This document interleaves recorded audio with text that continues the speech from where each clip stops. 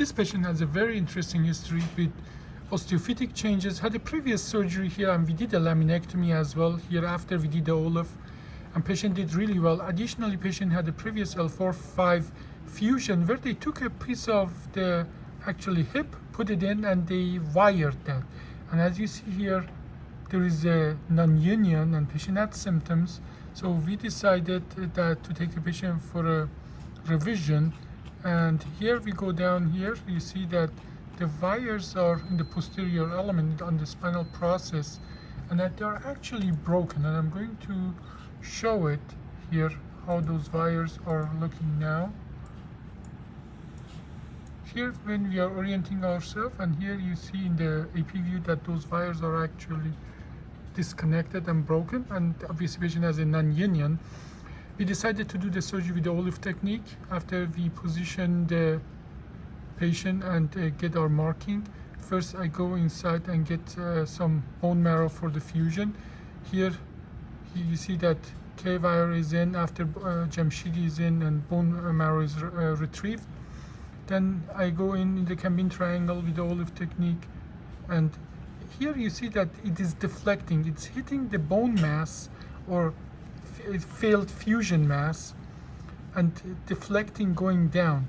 There's no way I can go with the K-wire through it, so I decide to retrieve the K-wire somewhat.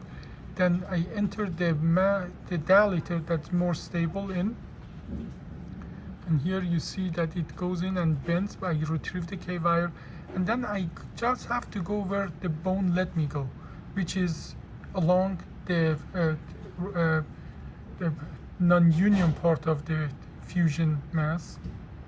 And then I put the tube in, but now that's the actual interesting part of the surgery. After the tube is in, I aim it at the fusion mass. Here you see that there.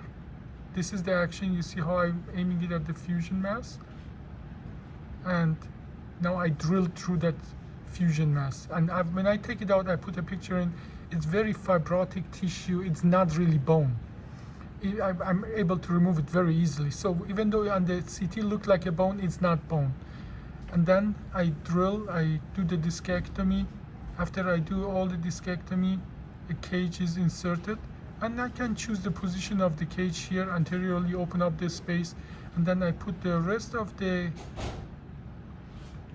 K-wires in. And after the K-wires are in, these are sponges that we use to suck up the blood. And then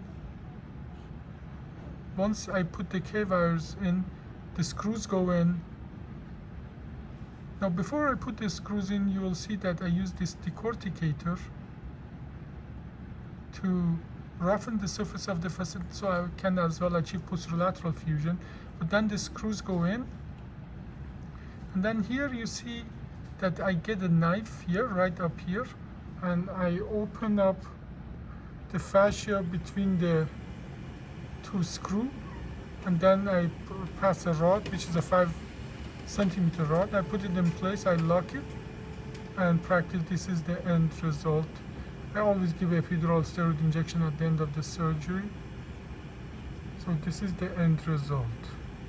And this surgery took us 28 minutes. The working on the disc, even though it's a revision, people who have done that know how difficult that can be at times.